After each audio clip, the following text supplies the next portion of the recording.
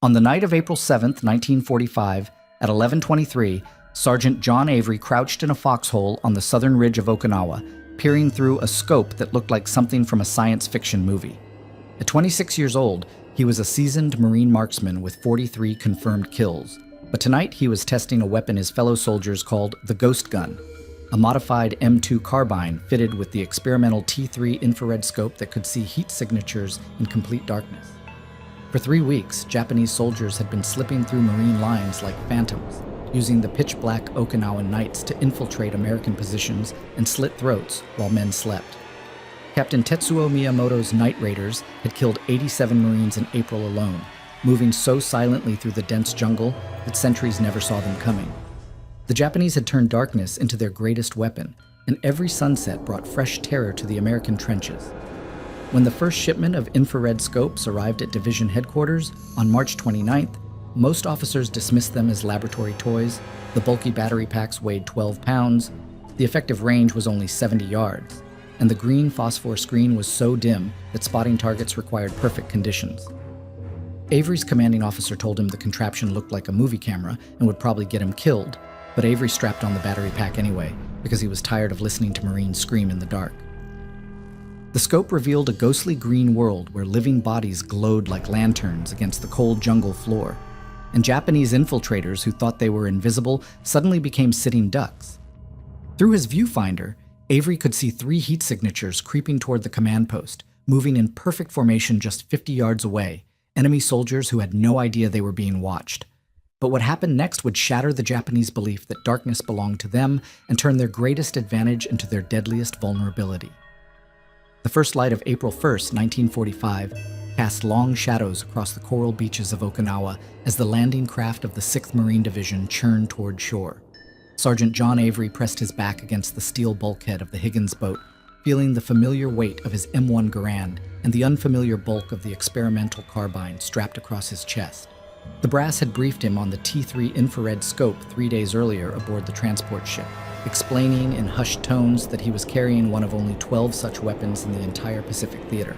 The device looked more like a camera than a rifle scope, with its bulky infrared projector mounted above the barrel and a battery pack the size of a car battery hanging from his webbing. The landing itself proved eerily quiet. Avery's boots hit the sand at 0815, and he expected the familiar chaos of machine gun nests and artillery barrages that had greeted them at Saipan and Iwo Jima. Instead, he found only abandoned fishing nets and overturned carts, as if the entire population had simply vanished overnight. Lieutenant Thomas Klein, his squad leader and a former electrical engineer from Detroit, jogged alongside him as they pushed inland through terraced rice paddies and sugarcane fields. The lieutenant carried detailed technical manuals for the infrared equipment in his pack, having spent weeks aboard ship studying schematics and maintenance procedures that the manufacturers had hastily translated from German. By noon, the Marines had advanced 3 miles inland without firing a shot. The silence felt wrong to Avery, who had learned to read the rhythms of Japanese defensive tactics during 2 previous campaigns. The enemy was watching, waiting, choosing the moment to reveal themselves. Private Richard Davis, a 20-year-old marksman from Ohio, carried the 2nd infrared carbine in their squad and kept running his fingers along the scope's unfamiliar contours like a blind man reading Braille. The weapon's effective range of 70 yards seemed laughably short compared to the Garand's 800-yard capability, but the technical specifications claimed it could identify human heat signatures in total darkness. As afternoon melted into evening, the Marines established defensive positions along a ridge overlooking the Hagushi beaches. Avery found himself sharing a foxhole with Davis, both men studying the technical manual by flashlight, while the sun disappeared behind the mountains. The infrared system required a complex startup sequence involving vacuum tubes, battery connections, and calibration procedures that seemed more suited to a laboratory than a battlefield. The projector emitted invisible infrared light that illuminated targets within 70 yards, while the scope converted the reflected radiation into visible green images on a small phosphor screen. The entire apparatus weighed 26 pounds when fully assembled, nearly 3 times the weight of a standard carbine. The first test came at 2200 hours when Lieutenant Klein ordered Avery to scan the approaches to their position. Switching on the battery pack produced a low electrical hum that seemed dangerously loud in the jungle silence. The phosphor screen flickered to life, revealing a ghostly green landscape where rocks and trees appeared as dark silhouettes against the slightly warmer ground. Avery swept the scope across the rice paddies below, seeing nothing but empty terrain that glowed with subtle variations in temperature. The system worked exactly as advertised, but the 70-yard limitation meant he could only observe a narrow slice of the vast darkness surrounding their position. At 23:47, Davis grabbed Avery's shoulder and pointed toward a grove of pine trees, 400 yards to the east. Through binoculars, they could see nothing but blackness, but Davis insisted he had spotted movement. Avery trained his infrared scope on the area, but the trees lay far beyond his effective range. They listened for 20 minutes, hearing only the wind through branches and the distant crash of waves against coral cliffs. Then the screaming started from Charlie Company's position half a mile to the south. The radio crackled with frantic reports of infiltrators in the wire, followed by the distinctive crack of Arasaka rifles and the deeper bark of American Garands. Muzzle flashes flickered like fireflies in the distance while sergeants shouted orders over the static. Within minutes, the firing died away, leaving only the hollow voices of corpsmen calling for stretcher bearers. Lieutenant Klein received a casualty report at midnight. 7 Marines dead, 3 wounded, all killed silently with bayonets and knives before the shooting started. The Japanese had moved through Charlie Company's perimeter like ghosts, striking without warning and vanishing back into the darkness. Avery spent the remaining hours before dawn scanning his sector with the infrared scope, watching for the telltale glow of human body heat. The device revealed a world invisible to the naked eye, where warm objects appeared as bright spots against the cooler background. A rat scurrying through the underbrush blazed like a tiny comet, while the cooling barrel of his Garand showed as a faint gray smudge. But the scope detected no human signatures, no indication that enemy soldiers were moving within its limited range. Dawn brought the first clear picture of what they faced. Intelligence reports indicated that Captain Tetsuo Miyamoto commanded approximately 2,000 Japanese soldiers positioned throughout the island's cave systems and jungle strongholds. Miyamoto had earned his reputation during night operations in China, where his infantry had perfected the art of silent infiltration. His soldiers carried canvas-wrapped equipment to prevent metallic sounds, wore soft-soled shoes instead of hobnailed boots, and moved in single file along predetermined routes they had scouted during daylight hours. The pattern became clear over the next 3 nights. Japanese infiltrators would probe Marine positions after midnight, seeking gaps in the perimeter or isolated sentries they could eliminate silently. They avoided direct confrontation, preferring to sow confusion and terror through hit-and-run attacks that left no survivors to report their methods. By April 4th, the 6th Marine Division had suffered 43 casualties from nighttime raids, while inflicting only 7 confirmed kills on the infiltrators. Avery began to understand the true purpose of his experimental weapon as he listened to the nightly radio reports of successful enemy penetrations. The Japanese owned the darkness through superior fieldcraft and intimate knowledge of the terrain, but the infrared scope could potentially level that advantage. The question remained whether the bulky temperamental device could function reliably under combat conditions, and whether its limited range would prove adequate against an enemy that had turned night fighting into an art form. The first operational test of Avery's infrared carbine came on the night of April 5th, when Lieutenant Klein positioned 3 two-man teams along the ridge overlooking the Kakazu Valley. Each team carried one of the experimental weapons, creating an overlapping network of infrared coverage across the most likely infiltration routes.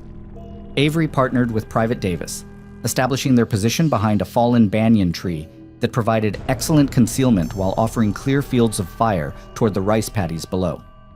The battery pack sat between them like a miniature generator, its cooling fan whirring softly as vacuum tubes warmed to operating temperature. At 21:30, Davis made the first contact.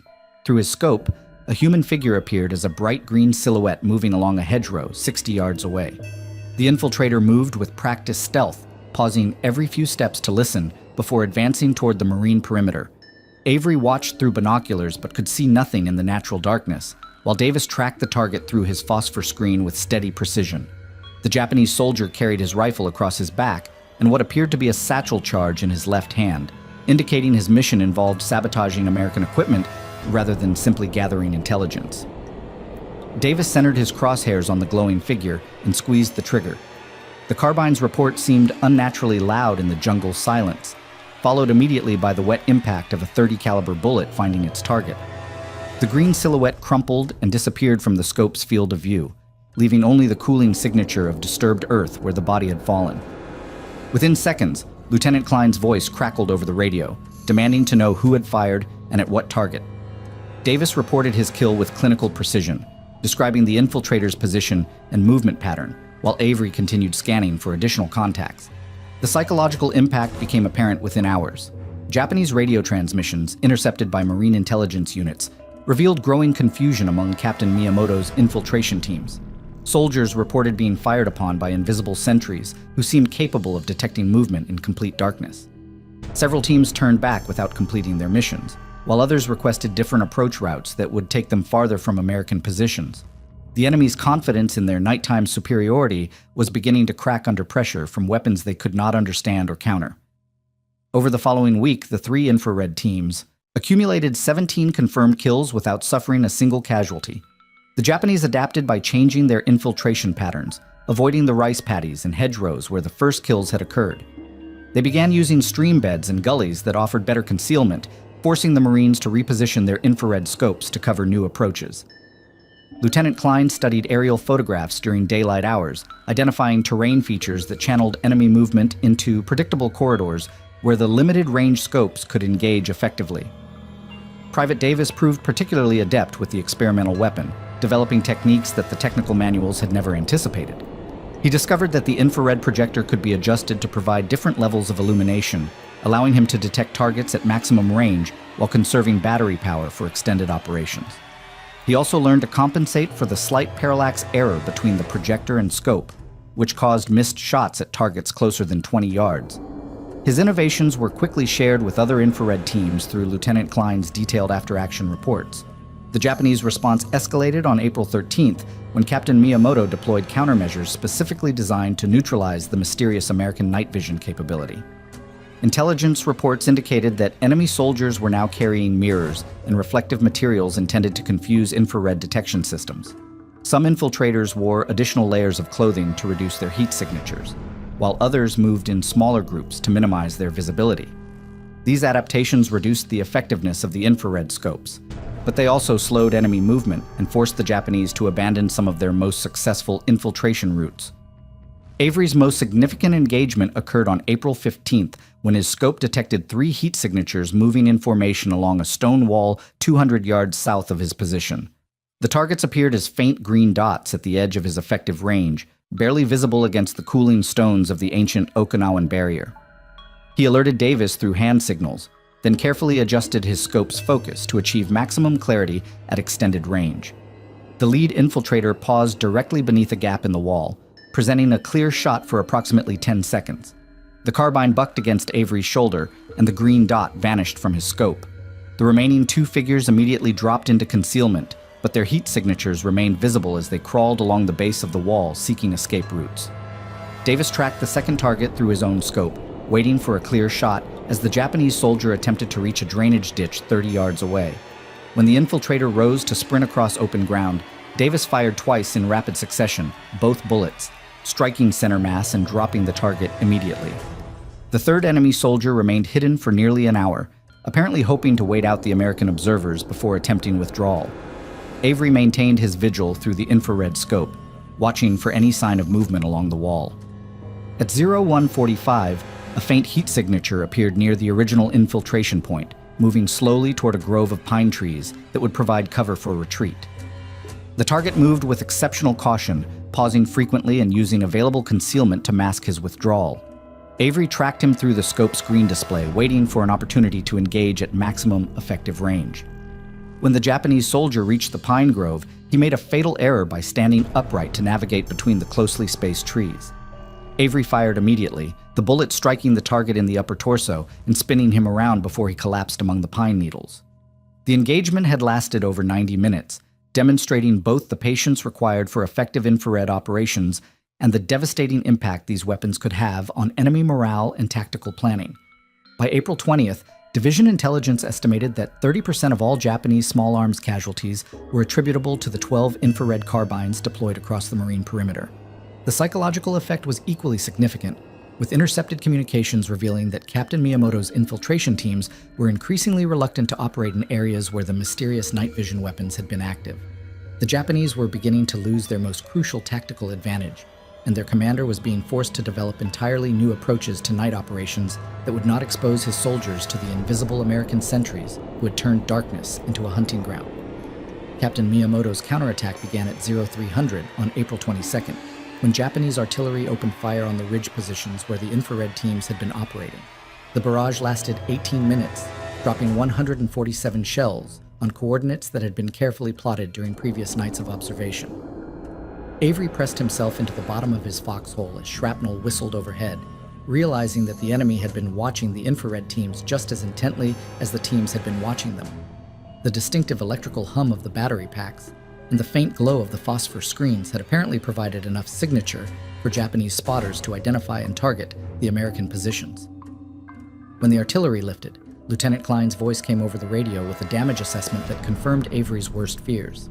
2 of the 3 infrared teams had taken direct hits, killing 4 Marines and destroying both experimental weapons. The 3rd team, positioned 800 yards to the east, had survived the barrage, but reported that their battery pack had been damaged by shrapnel and was no longer functioning. Within minutes, Avery found himself in possession of the only operational infrared scope remaining in the entire 6th Marine Division. The Japanese had also learned to exploit the weapon's most critical vulnerability. The infrared projector required direct line of sight to illuminate targets, but it also broadcast an invisible beam that could be detected by anyone equipped with appropriate sensors. Intelligence reports indicated that Captain Miyamoto had acquired German infrared detection equipment through submarine delivery, allowing his spotters to locate the American night vision positions from distances far exceeding the carbine's effective range. The hunters had become the hunted, and the technological advantage that had seemed so decisive was rapidly dissolving under enemy countermeasures.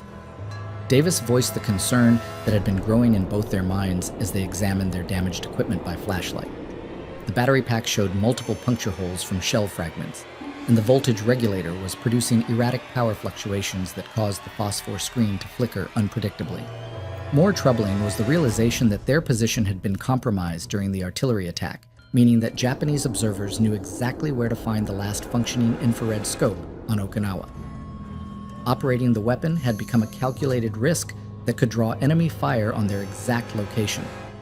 The tactical situation deteriorated further on April 24th, when Japanese infiltrators began using the infrared projectors against their operators. Corporal Hideki Tanaka, leading a 6-man team equipped with captured German infrared viewers, successfully identified Avery's position during a routine scanning operation.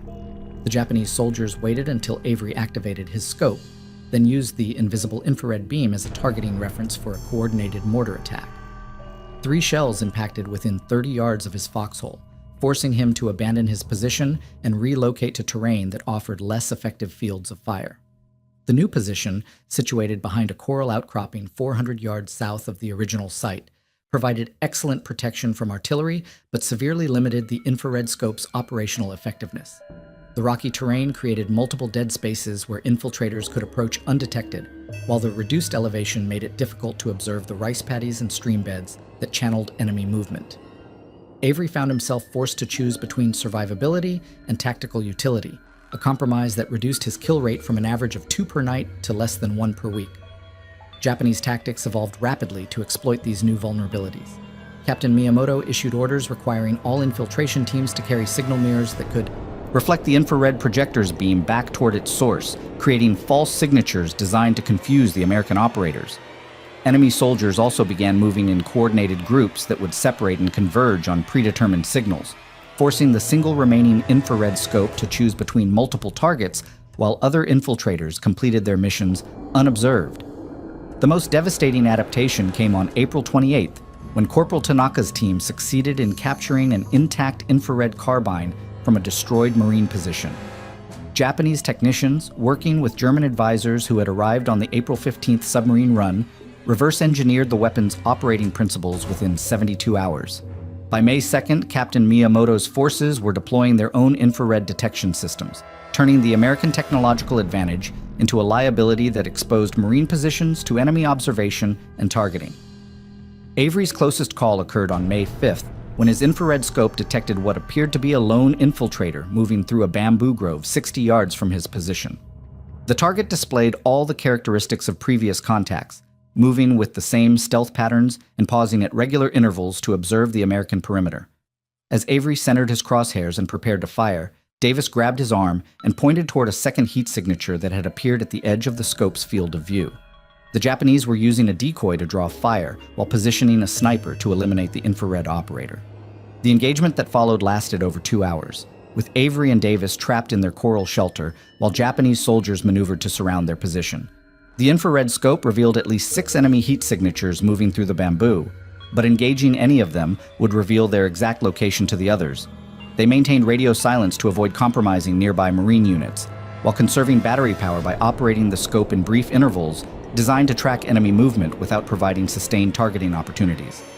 At 0430, Lieutenant Klein arrived with a relief squad that had been monitoring the situation through night vision binoculars. The Japanese withdrew before dawn, apparently satisfied that they had neutralized the infrared threat through tactical adaptation rather than direct assault. The message was clear. American technological superiority meant nothing if the enemy could develop countermeasures faster than the technology could be deployed and supported. The final blow came on May 7th, when Division Headquarters ordered the suspension of all infrared operations pending a complete tactical review. The experimental weapons program had achieved initial success through surprise and technological advantage, but those benefits had been systematically eroded through enemy adaptation and the limitations of the equipment itself. Avery surrendered his carbine to Lieutenant Klein with the bitter knowledge that superior technology was worthless without adequate numbers, proper support, and tactical doctrine that could evolve as quickly as enemy countermeasures. The Japanese had reclaimed the night through patience, observation, and the kind of tactical flexibility that no amount of advanced equipment could overcome. For 11 days, Avery carried his standard-issue Garand while Japanese infiltrators resumed their systematic harassment of Marine positions. The suspension of infrared operations had returned tactical balance to Captain Miyamoto's forces, who interpreted the absence of night vision contacts as confirmation that their countermeasures had successfully neutralized the American technological advantage. Enemy casualties from nighttime engagements dropped to pre-infrared levels, while Marine losses climbed steadily as infiltrators regained confidence in their traditional stealth techniques. The brief period of American dominance in darkness seemed like a failed experiment that had cost more lives than it had saved. Lieutenant Klein spent those days in heated discussions with division intelligence officers, arguing that the infrared program's suspension played directly into Japanese hands. His detailed after-action reports documented not just the tactical successes of the experimental weapons, but their profound psychological impact on enemy morale and operational planning. Intelligence intercepts revealed that Captain Miyamoto had been forced to completely reorganize his infiltration tactics, reducing the frequency and effectiveness of night raids even after developing countermeasures for the infrared scopes. The mere possibility that American sentries could see in darkness had shaken Japanese confidence in their most reliable tactical advantage. Colonel Harrison, the division's intelligence chief, initially dismissed Klein's arguments as the enthusiasm of an officer too close to his own project to evaluate its true worth. The infrared carbines had demonstrated limited range, required complex maintenance, and proved vulnerable to enemy countermeasures that had evolved faster than American tactical doctrine. More critically, the program had cost 12 Marines their lives when Japanese artillery targeted the distinctive electronic signatures of the experimental weapons. From a purely statistical perspective, the infrared scopes had achieved a negative kill ratio when their operational costs were calculated against their tactical benefits. The breakthrough came on May 18th, when Marine cryptographers decoded a series of Japanese radio transmissions that revealed the true extent of enemy concern about American night vision capabilities. Captain Miyamoto had requested additional infrared detection equipment from his superiors, specifically mentioning fears that the Americans might deploy larger numbers of the experimental weapons once their technical problems were resolved. His infiltration teams were avoiding entire sectors of the Marine perimeter based on suspected infrared coverage, even though no such weapons were actually operating in those areas. The psychological effect was creating tactical opportunities that conventional forces could exploit. Avery received his refurbished infrared carbine on May 20th, along with detailed instructions for a completely revised operational doctrine. Instead of deploying the scopes in fixed positions where they could be targeted by enemy artillery, the new plan called for constant movement between predetermined firing positions that had been surveyed and prepared during daylight hours. Teams would operate the weapons for no more than 30 minutes from any single location, then move to alternative positions using covered routes that prevented enemy observation of their displacement. The improved battery pack weighed 4 pounds less than the original model and incorporated better voltage regulation that eliminated the power fluctuations responsible for screen flickering. More importantly, the infrared projector had been modified to operate in brief pulses rather than continuous illumination, reducing the electronic signature that enemy detection equipment could identify and target. The pulse system required more skill to operate effectively, but it allowed the scopes to function almost invisibly while maintaining their ability to detect human heat signatures at maximum range.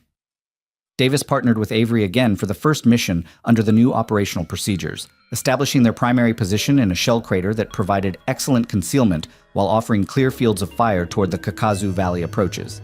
They carried detailed maps marking 17 alternate positions within a 400-yard radius, each location carefully selected to provide overlapping coverage of likely infiltration routes, while offering concealed movement between sites. The tactical emphasis had shifted from maximizing individual engagements to creating an unpredictable pattern of infrared coverage that would force the enemy to avoid large areas rather than simply targeting known weapon positions. The renewed infrared operations achieved immediate success on their first night when Avery detected a 12-man Japanese infiltration team moving through a sugarcane field 800 yards from their original position. The enemy soldiers were following a route they had used successfully during the 11-day suspension, apparently confident that no American night vision equipment remained operational in that sector. Avery tracked the formation through his scope as they approached within effective range, then selected the lead infiltrator for his first shot under the new tactical doctrine. The carbine's report echoed across the valley, followed immediately by the distinctive sound of equipment falling as the Japanese point man collapsed among the sugarcane stalks. The remaining 11 infiltrators scattered in predetermined patterns, but their heat signatures remained visible through the infrared scope as they sought cover in terrain they had believed was unobserved. Avery and Davis immediately began their withdrawal to the second firing position, moving through a drainage ditch that concealed their displacement from enemy spotters who might be attempting to locate their muzzle flash. From their new position, 400 yards southeast of the first engagement, they observed the Japanese response to their attack. Enemy soldiers were converging on the area where Avery had fired, apparently expecting to find a fixed American position that could be surrounded and eliminated. Their search patterns revealed the tactical thinking that had evolved during the infrared suspension, with teams moving in coordinated sweeps designed to locate and destroy stationary night vision operators. When they found nothing but empty terrain, confusion spread through their ranks as radio chatter increased and movement patterns became less organized. The second engagement occurred 43 minutes later, when the same Japanese unit attempted to withdraw through a different route that brought them within range of Avery's new position.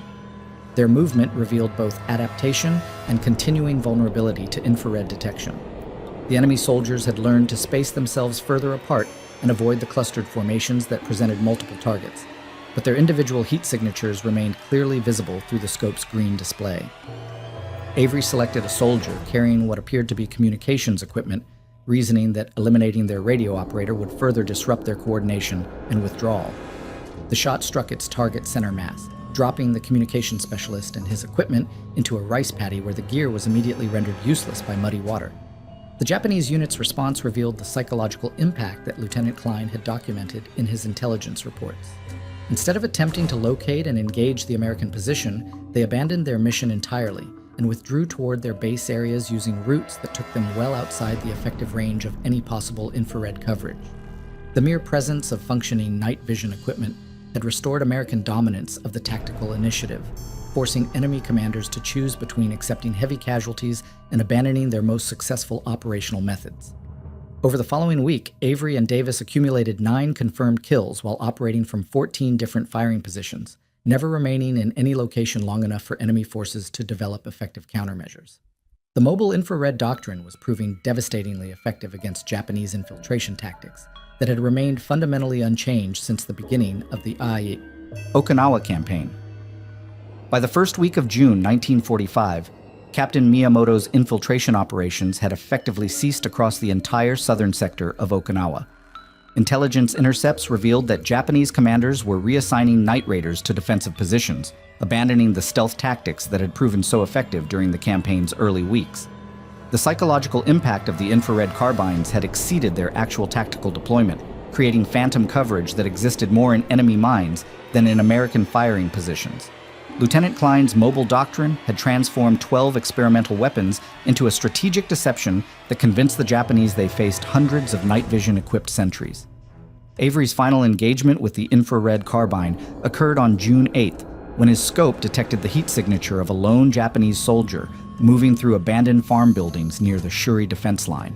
The target moved differently from previous contacts, displaying none of the systematic caution that had characterized enemy infiltrators throughout the campaign. Instead, the figure stumbled frequently and paused for extended periods, suggesting either injury or exhaustion. Through his phosphor screen, Avery watched the soldier enter a damaged farmhouse and remain stationary for over an hour, apparently seeking shelter rather than conducting reconnaissance or sabotage operations. Davis questioned whether the target represented a legitimate military threat or simply a displaced civilian trying to survive in the combat zone.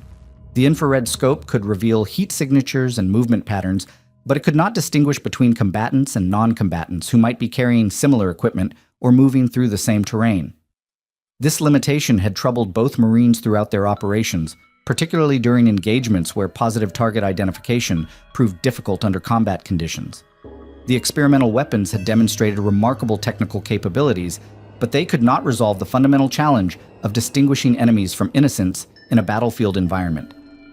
The decision became academic when the figure emerged from the farmhouse carrying what appeared to be a rifle and began moving toward Marine positions with renewed purpose.